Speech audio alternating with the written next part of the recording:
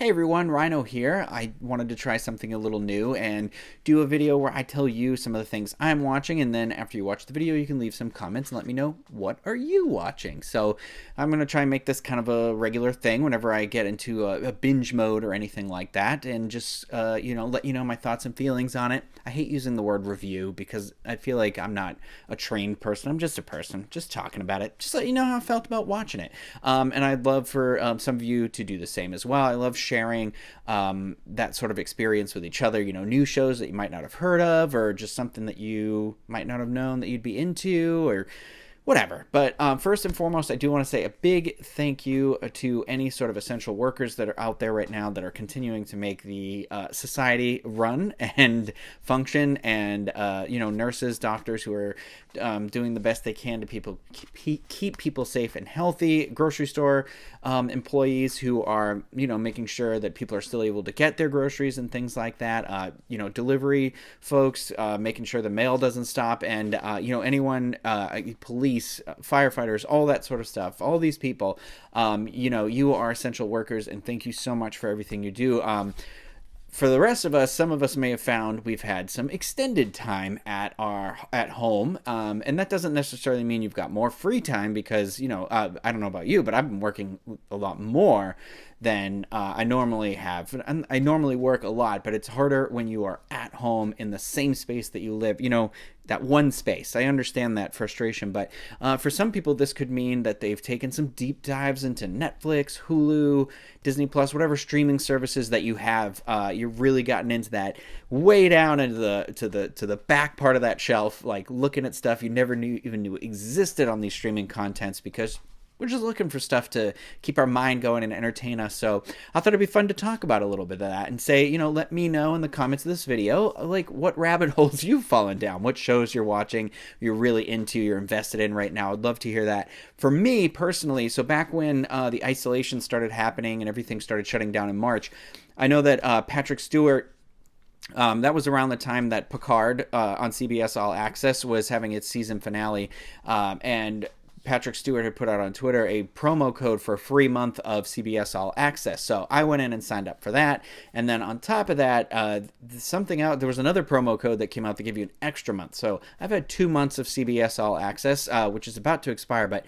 I think I might keep it a little bit longer, because CBS, it has all the Big Bang Theory, things like that. But a big thing it has is the entire Star Trek library, which I believe you can access on one or two. I think some of it might be available on Amazon Prime. I'm not 100% sure. It used to be on Netflix. I know it's not really there anymore, I don't think. But anyway, CBS has all the shows. It doesn't have the movies, though, I don't believe. But regardless, my story starts with the shows. So I got this access because I love Patrick Stewart. I mean, who doesn't?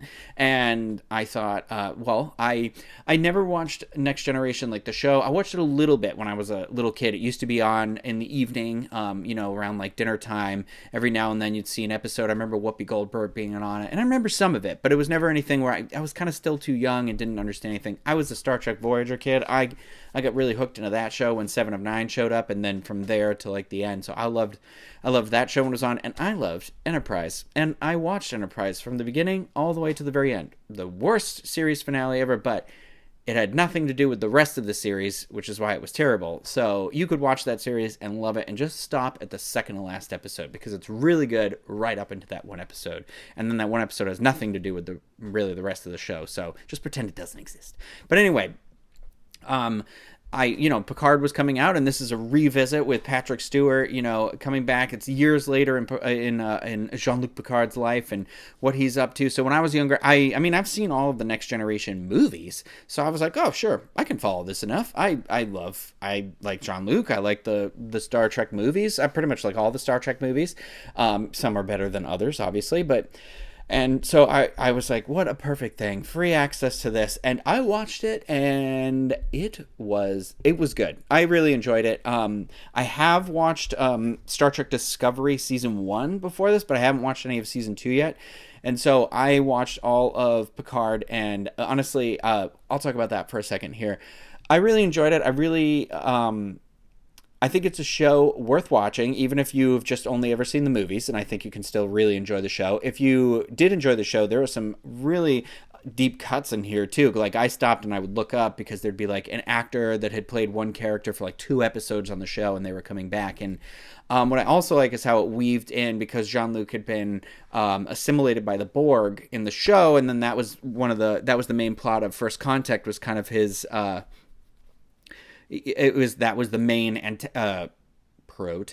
antagonist. I have just mixed antagonist of that film. And so I know a lot about him being assimilated and stuff from the movie, which is definitely one of the best Star Trek movies, Star Trek First Contact. But and watching Voyager, the Borg play a huge part on Voyager, especially with Seven of Nine. And I loved how Seven of Nine's story weaved into Picard's story, and I thought that was really cool. I really liked that at the heart of this story, it was kind of about what happens in your life when you have dedicated your entire life to this like one thing that you really believe in, and that thing, it kind of like lets you down, and it turns your back on its back on you, and you turn your back on it. And then like, where does that leave you?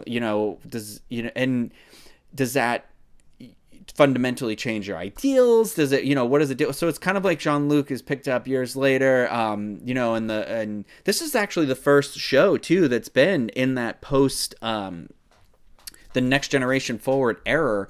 That Next Generation era since Voyager was on the air, and Voyager I think finished in like 2001. So I thought this was really cool, because everything since then has been like a prequel. Enterprise is before the original series, and then the J.J. Abrams movies were before the original series, because they were about Kirk and Spock and the Enterprise crew and where they kind of started from. And then Discovery's 10 years before Kirk becomes, I think it's 10 years before he becomes captain. He's not on the show or anything, but I'll get to that in a minute.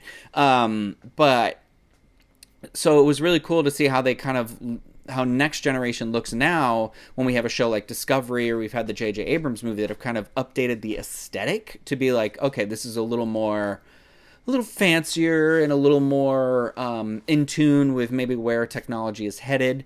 And so that was really cool. It was cool to catch up with some of the characters that kind of showed up here and there. I don't want to like have any major spoilers in here, but there might be I might say some minor ones, unfortunately. But I think Seven of Nine deserves her a spin-off show, because her characters come a long way, and I loved there was like a deep cut to Voyager in this too, because one of the Borgs that she kind of mothered in the last season is in one of the episodes, and I thought that was really cool. I even had to stop and go look that up too. But what's interesting is that Jean-Luc decides, I still believe in all of these things that I believed the Federation believed in. There's been an event, and basically Jean-Luc did not like how the Federation handled it.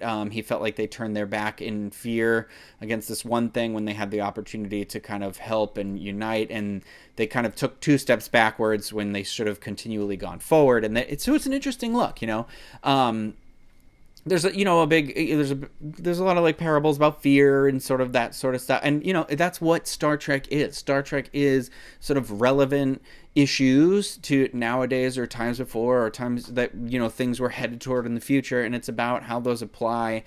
How do they apply to us as human beings, and how we can move forward past them. That is what Star Trek has always been, and I feel like we've lost that a little bit in the Abrams movies, not because I don't like those movies. I do really enjoy those movies. It's because those movies were very much about, that was when we got really about characters and their relationships and what those meant to a story we already knew.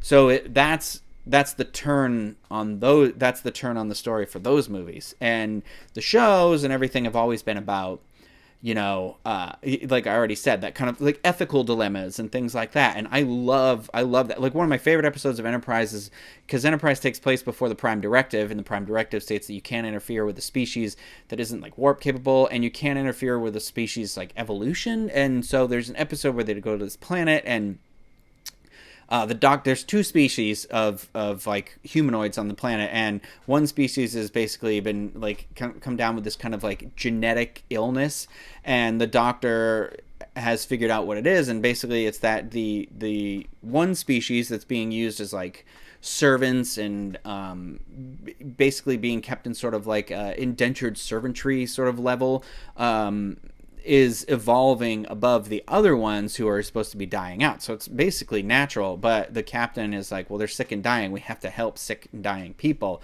And the doctor's like, well, I can't, because it means that we are then holding these other group back and they'll never advance the way they're supposed to. And there's this whole thing, and basically like Scott Bakula orders him to do some stuff, and in the end he even talks about how he feels about it, where he feels bad about it, but also he doesn't know what to do, and maybe in the future there'll be this like prime directive. Anyway, that's a tangent, but I love that stuff about the show. I feel like Picard is really into that. I think Discovery is like that as well. Discovery does a nice meld of of that J.J. Abrams sort of movie style, but while incorporating that thing about Star Trek that we love, that mystery and exploration of the unknown. And it's really cool. And I think Picard did a really good job. I think there are some really fun characters in this. I liked the gentleman who played the captain on the ship. I like how some storylines came around, and I'll be interested to hear your thoughts. If you've seen it, I'd love to have a conversation about that.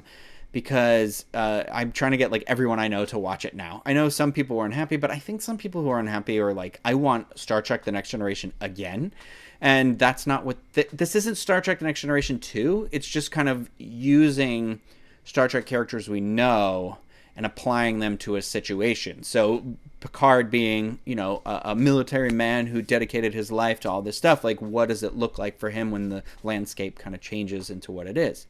And so I think that's cool. I think that was a really cool and interesting story. So obviously I finished that, and then I got into a Star Trek Next Generation thing, and my best friend Kim, she sent me these because, I've been paranoid about buying anything online because Lord knows how long I'm going to have a job for now.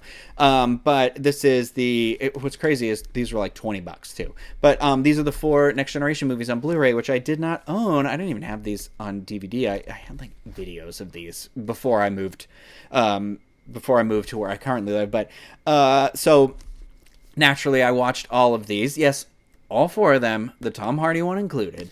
I thought... Okay, I like Generations. I know some people have issue with it because it involves Kirk and Next Generation crew meeting, and so it was all supposed to be dumb. But it never, since Next Generation was more or less the Star Trek characters I knew first. Like I saw these movies before I saw the original movies or anything. I kind of am like, well, I don't think he has a bad ending or anything, but I enjoy Generations. I think First Contact is great. I love, oh my gosh, Babe, the guy from Babe. Not just that guy, Cromwell, James Cromwell. I can't believe I also just referred to this distinguished actor as the guy from Babe, but come on. That'll do, pig.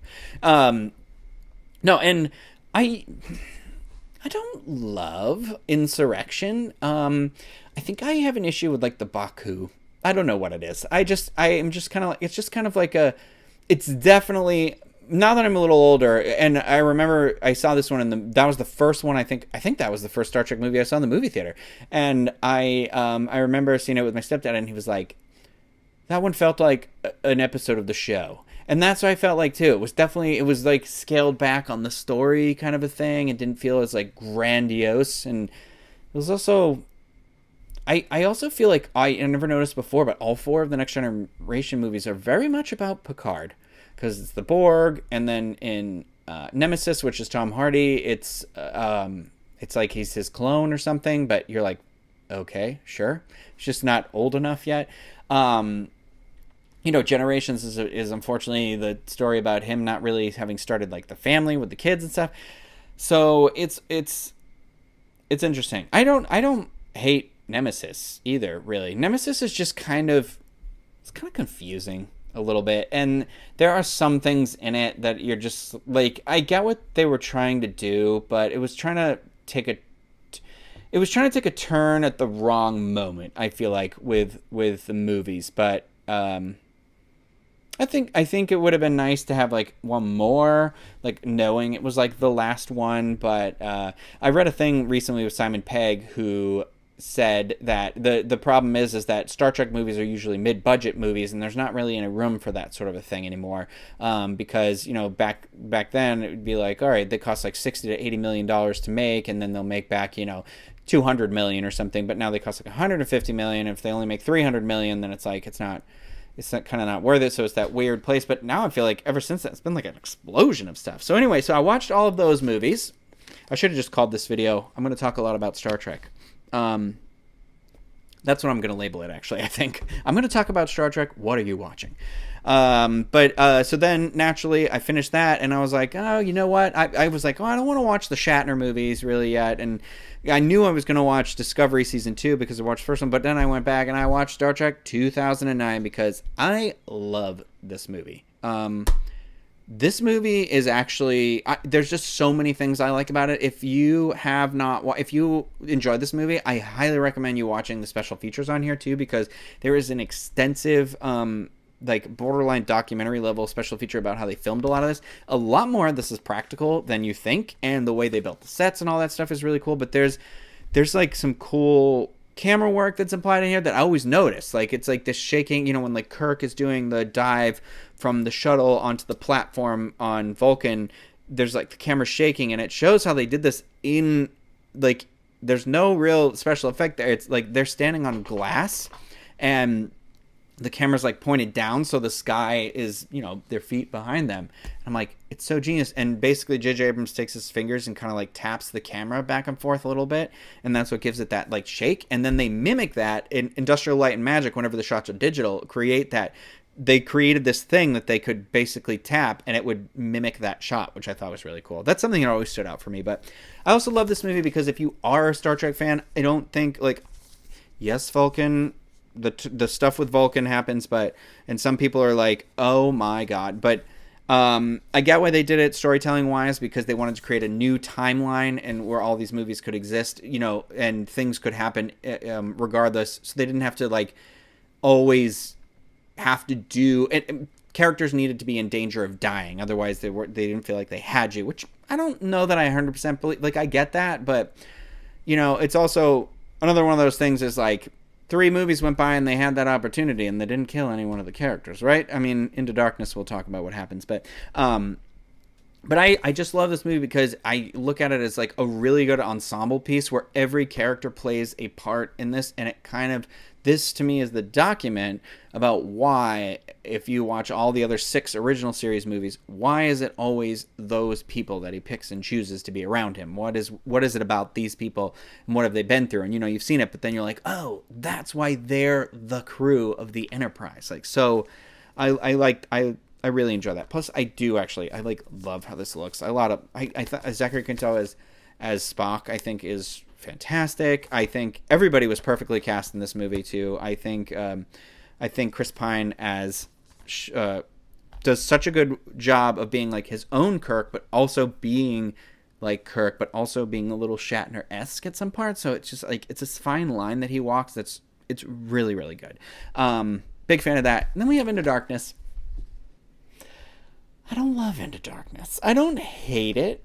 I love what's his name? Peter Welling in this. That's his name, right? Peter Welling, is it on the back of this case? I don't know. RoboCop is in this, but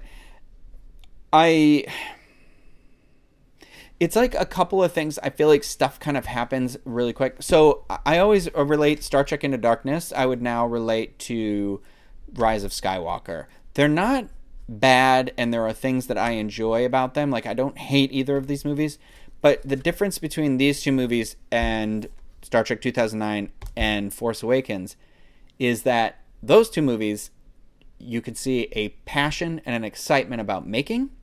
These movies feel like they're replicating something, and so they feel a little more like a want and an obligation. So I wanted to do this movie, and I was very excited about it, and then I became obligated because I was contractually obligated, or there was an exorbitant amount of money that would help me further my career to take it, and it would be foolish not to. So I think now, having seen JJ do these two sequels, you can see that I feel like that's what it is. But I'm a fan of his though. So I don't hate this movie. I think my biggest concern is, like, even though I feel like Benedict Cumberbatch is a very good actor, I do not think was the right person to play Khan, and I also think it's kind of like weird that never really acknowledged that, like, the whitest person in the world is named Khan Singh, or I forget what his name is, like what his full name is, but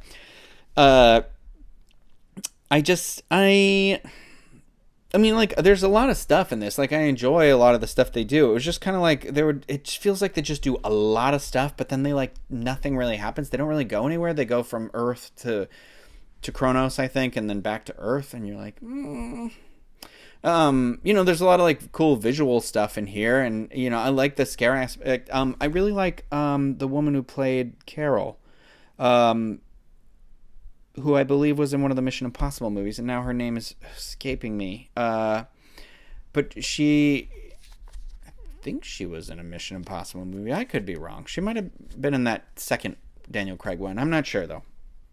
I could be 1,000% wrong, probably. But I liked her as Carol because, Carol was the mother of Kirk's child, and it was cool to be like, oh, that's how you guys met each other. But anyway, it got to the end, and it was like, it felt a little forced to do the inverted version of the end of the Wrath of Khan, because, like, the Wrath of Khan, like, ending kind of comes, like, you don't really expect what's happening in that, and then this one you can kind of see it start happening, and you're like, I don't like it as much. So then I watched Star Trek Beyond, obviously. I have not actually seen this one a lot. I saw this one in the theater, and then I saw it when I first got it, and I haven't seen it since then. And I do enjoy this movie quite a bit. I think this one was made by somebody who is a Star Trek fan. The only kind of complaint I have with this one is I might have missed something when I was rewatching it, but I don't understand why, if the Idris Elba character is who he is, why he's speaking a different language when they meet him in the beginning. And that, I don't know that was ever completely explained. I might have missed it. But I enjoy I don't know. I like that this one feels like those movies, but it also feels different enough. But then also there is this battle that happens at the end when they blare the song from the Beastie Boys song, Sabotage, which is the song that Kirk listened to in the first movie, and I'm fine with it. I like that they were in that old starship they found and everything. I thought that was really cool, but it was like, that there's no sound in space, but I'll think that it's because they were so close on the edge of the atmosphere, and the sound wasn't really in space. It was through the speakers because they were listening to the harmonic frequencies. Whatever, I'm making excuses, but it's fine. But I do think this one is enjoyable. I think I like this one better than Into Darkness, I think. So I went from there, and then I watched, I'm holding this up, Discovery. So I'd already seen season 1, and there's a part of me where I wish I had started at season 1 and went forward again, just because now I want to rewatch season 1. But no, I really enjoyed the second season. I was a little worried. Spoiler alert on this. The first season ends with, like, it's not essential to the plot of the first season. It's just like the tag for the second season, but it ends with, like, the Enterprise showing up, and I was like, oh no, what are we doing? Oh, it's about the Enterprise. And I was worried about how that was going to go, but actually it had Christopher Pike coming into it, and I really liked Anson Mount as Christopher Pike, and I would love to see, like, the continuing adventures of Enterprise with like, even if it's just like 2 seasons, but if it's just like him with Rebecca Romijn Stamos, she ain't Stamos no more. Rebecca Romijn as number 1, and I loved his last name was Peck. I can't remember his name, but the dude who played Spock was really good too. At first I was like, I don't know, and then there were some really really good scenes with him and Michael Burnham, and so I really enjoyed it. But if you have not seen Star Trek Discovery, definitely watch it. The second season, like I said, it's not perfect. I mean, the show's not perfect at all. I feel like it essentially sometimes rushes through some things and just expects us to be like okay with it. Especially in the second season, I felt like they were kind of forcing Paul Stamets and his husband, the doctor, who I really like, who's played by Wilson Cruz. I can either remember the actor's name or I can remember the character's name. Not both. But I felt like they were like, they'd be like, no, drama, and then come back and be like, fine. Like, we weren't getting it, so I don't know if some of that was left on the cutting floor or what they were doing. I don't know. It was like they started a story that they never developed, but then they were like, oh, we need people to know that they're okay, so they were like, just pull them back, and it'll be okay, and we'll deal with it. Also, there's a thing in this called a time crystal, and that's, like, literally what it's called. It wasn't like... What are the things that run warp drive? Oh my gosh, dilithium crystals and trilithium is a thing at some point. I don't know. I feel like I remember that, but I think it's dilithium crystals, and I'm like, okay, well that's called dilithium crystals. It's not called warp crystals. So I'm like, why didn't they come up with another name that was like hydrochlorine crystals or something, or like make something up? I feel like just calling it a time crystal. Why would you just call it a time crystal? I don't know. Maybe that's what it translates to because it's on a Klingon world or something. I don't know. It did tie into Kronos, though, which was cool because Kronos, obviously means time, and it has to do with a god or whatever. And I'm like, oh, does that have something to do with, like, maybe it was like an alien thing? I don't know. So there's interesting. So I did take a little bit of issue with that because I was like, okay, well, these are the things that make time travel, but you never. How do you guys just know that? Like, so the Federation just knows how to make time travel and they banned it? Like, so there's one or two of those things that I didn't like. But I did like how it ended a lot, and I like that it'll put us into, like, new territory. And if you do watch Discovery and you're like, oh no, the spore drive, there was nothing like this ever mentioned, there was nothing like this ever done. Oh, Spock's sister, which is not a spoiler, she says it in the first episode. You're like, what? He never said he has everything that you'll have an issue with. It comes around. It makes me believe. So there was a little part of me where I'm like, did they correct all this because of what people said, or was this the plan all along? It felt like it was kind of the plan all along because some stuff kind of happens you don't even realize it's happened. Ensign Tilly is one of my favorite characters in Star Trek, like, ever. They say the F word once on the show, I was like, oh, I thought it was cool. I thought it was great. Because I was like, this is what people kind of talk like. I mean, they're not swearing all the time, but Tig Notaro, is that her name, is in the second season. I really hope she's in the third season because she was fantastic. So I think that's worth watching. So then I finished that, and now but I was also like going back and started watching Star Trek Voyager because I know I'd never really seen a lot before 7 of 9 came in the show.